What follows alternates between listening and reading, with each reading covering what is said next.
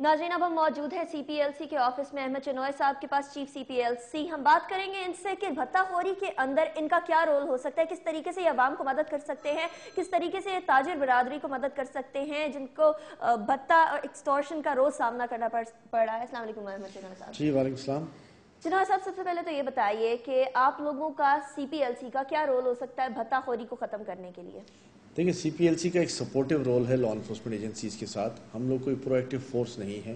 हम इन्हें सपोर्ट कर सकते हैं मुख्तलिफ टेक्निकल इशूज़ पर, मुख्तलिफ प्लानिंग्स पर। अपने जो डेटा बेस है उसके ज़रिए हम उन्हें बता सकते हैं कि कहाँ कहाँ डिप्लॉयमेंट हो। ये एक सिटीजन्स का इनिशिएटिव है जो पुलिस को सपोर्ट करती है उसकी मुख्तलिफ इन्वेस्टिगेशंस में, मुख्तलिफ ऑपरेशंस में, और ये एक वॉलंटरी सपोर्ट है जो CPLC देती है।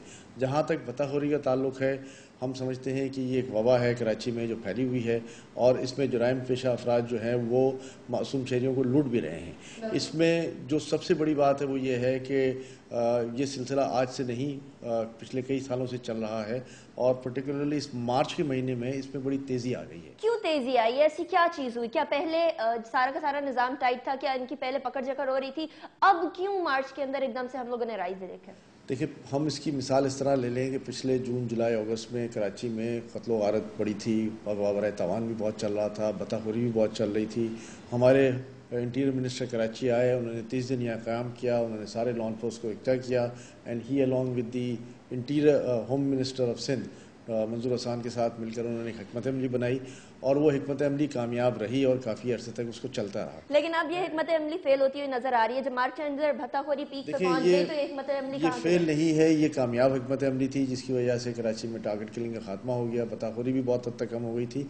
लेकिन इसको कंटिन्यूस चलना चाहिए था। वो सर्जिकल ऑपरेशंस हो रहे थे मुख्तलिफ जगहों पर, क्रिमिनल्स जो है वो भाग रहे थे। ये सिलसिले अब बंद हो गए हैं। क्रिमिनल्स ने ये समझ लिया है कि शायद हुकूमत ने अपनी हिकमत अमली तब्दील कर ली है, और उन्होंने फिर इस शहर का रुख करना शुरू कर दिया है। सही। इस हिकमत अमली को वापस रिवाइव करने में CPLC का रोल कितना हो सकता है? आप क्या किरदार अदा कर सकते हैं? जो बेचारे ताजिर बिरादरी है, अपना कारोबार चला नहीं सक रही है सिक्योरली, इसको मदद किस तरीके से किया जाए? देखिए, जो ताजर हमारे पास आ जाता है, मैं समझता हूँ कि शायद 30% कंप्लेन भी हमारे पास नहीं आती, ना पुलिस के पास आती हैं। हमारे पास तो 30% चलें आ भी जाती हैं, और हम उसको एंटरटेन भी करते हैं, और उस 30% में मेरा ख्याल है हम 70% जो है वो सक्सेस रेट भी अचीव करते हैं।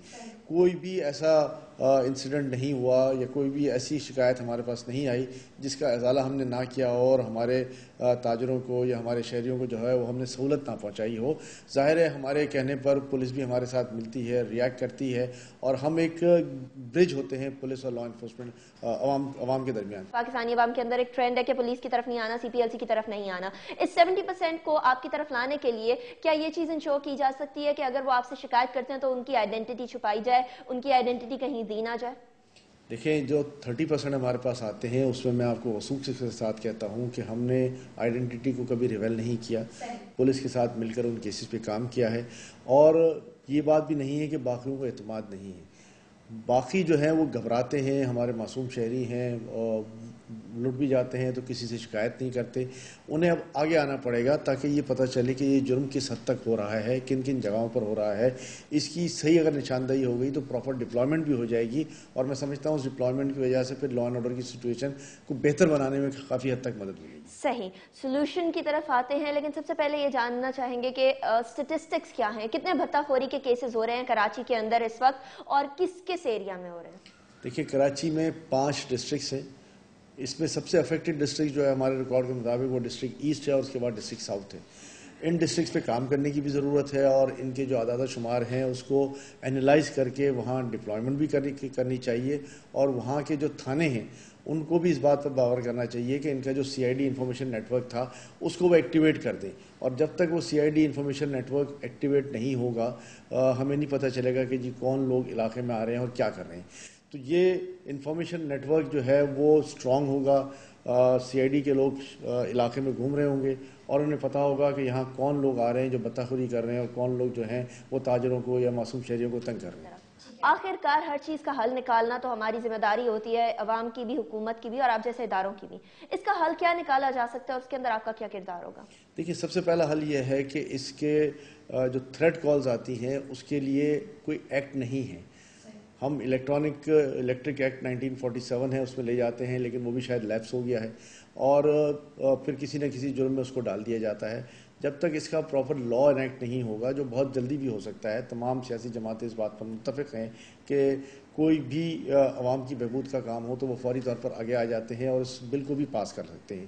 تو اس کا فوری طور پر لا بنایا جائے، اور لا بننے سے یہ ہوگا کہ آسانی سے ان کو اس قانون کے تحت گرفتار بھی کیا جائے گا اور اس قانون کے تحت ان کو سزا بھی دی جا سکے گی۔ جب تک وہ لا نہیں آتا تب تک کیا بھتہ خور اسی طرح کھلے عام پھرتے رہیں گے، اسی طرح ایکسٹورشن ایسا کرتے نہیں ہے، رہیں گے؟ دیکھیں ان کو کسی نہ کسی اور زمرے سے مراد یہ کہ اس سے ریلیٹڈ جو ایشوز ہیں اس کے اندر جو ہے وہ بک کر لیا جاتا ہے، اور اس ریلیٹڈ ایشوز میں بک کرنے کی وجہ سے جو ہے وہ میں نہیں سمجھتا کہ بہت زیادہ کارآمد ثابت ہوتی ہے۔ پولیس بہت زیادہ ہماری جو پروسیکیوشن ہے وہ ان کو سزا دلوا سکتی ہے۔